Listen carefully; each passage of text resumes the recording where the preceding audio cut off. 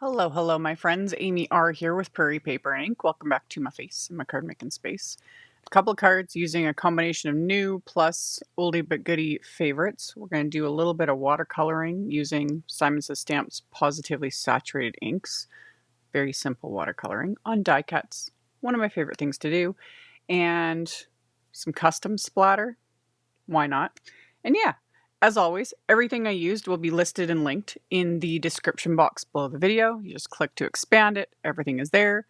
My links are affiliate links. That just means that if you click on one of my links and end up placing an order, I do get a little kickback from that at no extra cost to you. That is what helps keep the lights on, pays the bills, enables me to keep bringing out content. And that's it for the housekeeping. Let's get into making the cards. So I used my Strathmore watercolor paper. I've shown this in several videos, talked about it. I love this watercolor paper for die cutting and like watercoloring my die cuts. It is very lightweight watercolor paper. In the scheme of things, it is cheap watercolor paper. And I love it because I can also layer up a ton and it's not building up a bunch of bulk. I like my other watercolor papers for other things. You know, my Canson XL and Arches is like my go-to top quality. But this stuff, love. So I die cut my watercolor paper. Right now I'm working on the Rose Branch wafer die. I die cut it a couple times. And I have stuck the die cuts to, or just placed them, because this mat isn't very sticky anymore. This is one of the Brutus Monroe stamp and stick mats. It has a low tack adhesive on it. I have these ones, this one and the one I'm going to use next, dedicated to doing little techniques like this. I don't wash them when I'm done, whatever I've been doing, which is usually holding die cuts to watercolor. I take this to the sink and I just rinse it with water, let it air dry. The stick comes back, we're good to go. So I'm using Simon Says Stamp's Positively Saturated inks. I've shown this in a ton of videos. I can do it this way, like smushing the inks onto a palette, just like I'm showing. I've also done it with the re-inkers, like putting a drop of the re-inker on my palette. Either one works. Any water reactive ink will work. You could also use watercolors, whatever floats your boat. So I am literally just slapping on the color here, mixing 4 different colors for this greenery. I'll have them all listed and linked in the supplies, but for these I'm using Raindrop, Ocean, Kale, and Pine, and just slapping it on. And then on to my next mat, because the other one needed to be rinsed off. I'm putting the pieces, this is one of the oldie but goodie favorites. This is the Daisy Heads wafer die set. And same thing, die cut it from the Strathmore watercolor paper. For these, I went very, very light, which for me is more of a struggle. Because I've talked about this, I'm very heavy-handed, and I love the intense color, things like that. So trying to keep things very pale, almost white, that sort of thing is not the easiest. But I accomplish it with these. So I used Jade and Morning. And Jade's the really pale green. It's one of the newer colors. And I just kind of lightly painted that on. And then I dropped in the Morning shade, which is, a bit of a dusky, very light dusky blue. And that was it. And let it dry, which on camera right now doesn't look like a whole lot. You can see it more in like the finished photos and that. It just gives it that little hint of like shading. So I did that for those pieces. And then for the flower centers, I'm mixing honey, woodsy, and mocha. Just deep, brown and yellow for the flower centers. And then once I was done with those, all the pieces I would just take off and I would just put it on a hardboard. I'll show that in a minute to let them dry. And then I'd go on to my next set of die cuts, which the final set is the Jaunty Sunflower. This is from their latest release. I die cut this many times because I was going to double up the piece with the petals. So I die cut it a bunch of times. And then for these, I'm using Iris, Sweets, and Zest ink. So yellow, pink, and purple. So I start with my yellow. And I put that towards just the very tips of the petals. And then I bring in the Sweets color, the pink shade, and kind of put that on the bottom portion of the petals. And then the Iris shade, the purple, I put at the very base. And then I kind of go back a little bit here and there to like mix it all together. And this is going to all just look like an absolute hot mess. But again, it's fun. It's fun. So once I was kind of I was like, yeah, this is what I want to do. So then I just rinse and repeat and do this over and over again. I didn't film all of these pieces because I'm literally repeating myself, and that's boring. But I just kept working my way around, going yellow to pink to purple, and then I would go back, add a bit more yellow to just sort of blend things together a little bit, and then just let it all dry. So this little jaunty sunflower can be so many different types of florals. And even then, I've talked about this before. When it comes to florals and just card making in general, you can do whatever you want. You know, things don't need to be accurate. I say that as someone who tends to get hung up on like, well, you know, this type of floral doesn't like literally does not come like this in nature. Who cares? Who cares? Like, it's paper. It's not that deep. So I just have fun with it. But a die set like that, his little jaunty sunflower, it could be so many different florals, you know, so many different types of flowers. And then again, use whatever colors that make you happy. So today it was the pink and yellow and purple blend. I wanted vibrant. And then for the flower centers, I used the same 3 shades. So the mocha, the woodsy, and the honey. Slapped it all on there and then let everything dry. While it was drying, I went and rinsed off those 2 stem stick mats, wiped off my palette, all the things. And then assembly for these, super simple. So yeah, my little hardboard. I've had this for years. I show this in a lot of videos too because I'll tape, you know, watercolor paper to it to paint backgrounds, different things like that. So, and then they come in handy. I'll put things on them to dry, and then that way I can set it off to the side and let it do its thing. And then assembly for the like daisy heads, smaller layer on larger layer, attach center. Simple, super simple. If you wanted to build up the dimension, you could put like some foam dimension in between. With the daisies, you would have to like trim down like thinner pieces, but you could put foam dimension, and same with these. You could put a little like foam square in between the layers. That would build up dimension as well and kind of create a fun look. I didn't do that. I hardly ever do that. Usually because I'm adding so many layers to my cards and whatnot anyway, it's just going to make them like too thick to like mail, you know, in just a regular envelope. But depending on what you're wanting to do, sometimes the dimension is so much fun. So I just staggered these like layers and then adhered the flower center and left them like that. And this is another reason why, like I've said, I really like this watercolor paper because it's thinner. Things like this where it's just a couple layers is fine, but I'm actually going to, you know, be like clustering these onto my card fronts. And same with like layering sets, things like that. It's nice because it doesn't create a ton of bulk like thicker watercolor paper does. Anywho, for my backgrounds, I'm using Simon's Peacock cardstock. This is another favorite of mine. It's just a gorgeous color. And surprise, surprise, I'm using the Dainty Dotted Daisy embossing folder again. I'm kind of obsessed with this one right now. It's kind of like a Swiss dot with just a twist, you know, because it's got that little, you know, floral pattern. I'm loving this embossing folder.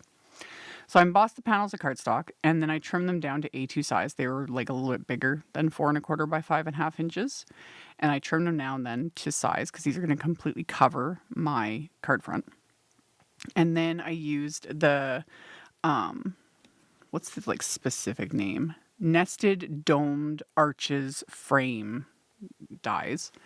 And I die cut some of the Peacock cardstock. And then that top layer is Simon's Matte Champagne cardstock.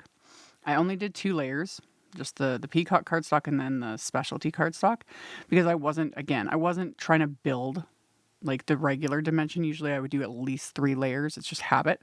But I'm going to be layering all those watercolor pieces on top of this, so I didn't want to make this too bulky.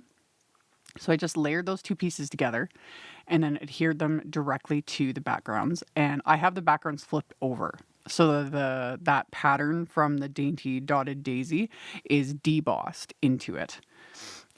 This is one though, and I've shown in other videos, I like both sides. It just depends on my mood. But for these, I did the deboss side facing up. So yeah, it's just fun. And then yeah, adhered my little leaf cluster, tucked in those daisies, adhered one of the jaunty sunflowers, and again, just adhered everything with liquid glue. And yeah, for all these layers, it doesn't create that much bulk. Love. And then, of course, we're going to add splatter. And of course, I'm going to customize it. So I put some white gouache on my palette. And then I just added a couple drops of the Iris re-inker. I could have smushed the ink pad. I've shown both ways. It just depends. But I've got the re-inkers. So I use them because I also wanted this tinted a fair bit darker. So I mix it together. I'm going to add a little bit more water just to thin it down a little bit. And then add just a healthy dose of splatter to both of these card fronts. And yeah, I think I need to do purple splatter more often. I really like the color this turned out. So mixed it all up and then used my little fan brush and added that to the card fronts. And once I was happy with that, did it to the second one. And then of course I'm still going to add just regular white splatter too, just cause. So added the purple and then cleaned everything off and cleaned out my brush really well. And then this time I'm just going to use just the white gouache, technically as is, but thinned down with a little bit of water because it's too thick to splatter just as is. So thin it down with a little bit of water and then same thing. I'm going to add just a good amount of splatter to these backgrounds as well.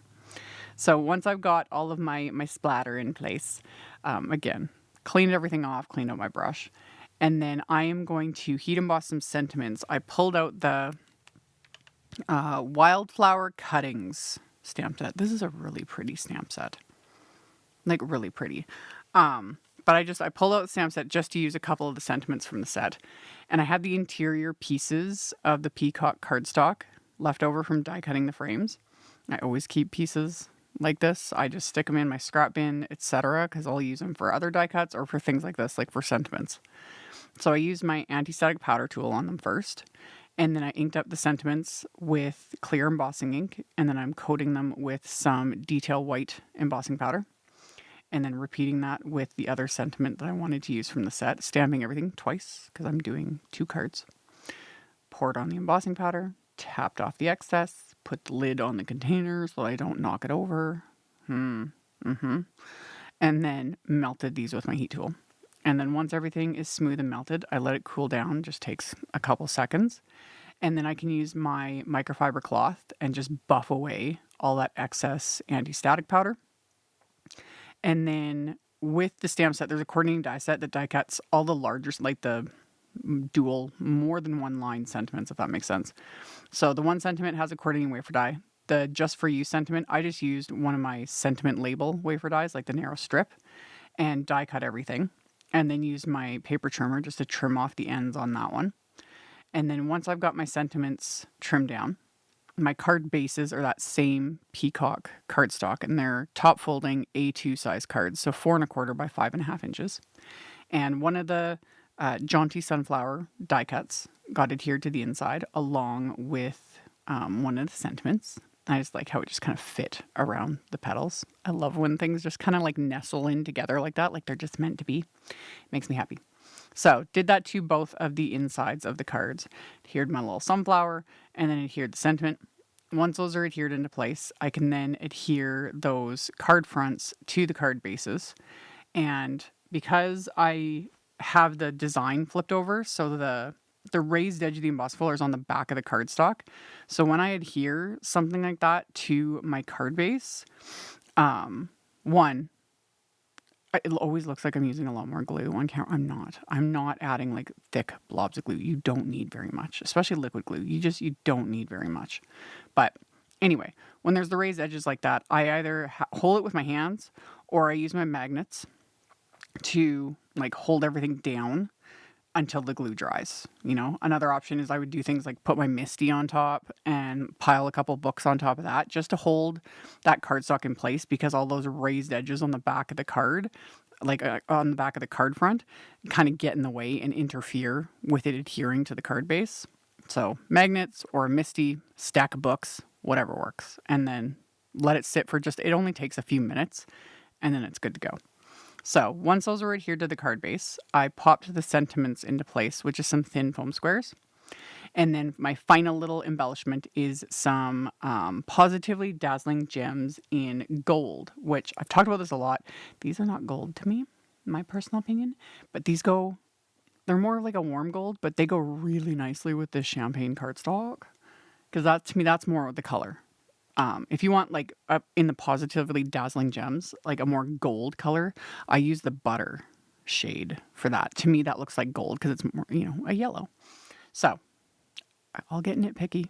I will get nitpicky over everything. Anyway, I had arranged them onto these card fronts and then just picked them up with my little embellishment wand and adhered them into place. And then I let the glue dry. And these cards are complete. So we've got just color and embossing and splatter and shine, and these were fun. These were a lot of fun. So like I mentioned in the intro, the supply list with links to all the things is in the description box below the video. You just got to expand it. Everything's there, along with links to my socials and my blog post, etc. And yeah, thank you all so very much for hanging out with me, for thumbs upping and commenting, letting them robot overlords know you like what you see. I very much appreciate it. Subscribe if you haven't. I'd love to have you. And I will see you all very soon in the next video. Bye. Thank you so much to my amazing Patreon supporters. For anyone that might be interested in joining my Patreon community and supporting me, the link to my Patreon is in the description box below the video. For everyone else, as always, thank you all so much for taking the time to watch my videos, for thumbs upping, commenting, subscribe if you haven't. I'd love to have you. And here's a couple other videos for you to check out in case you missed them. Bye!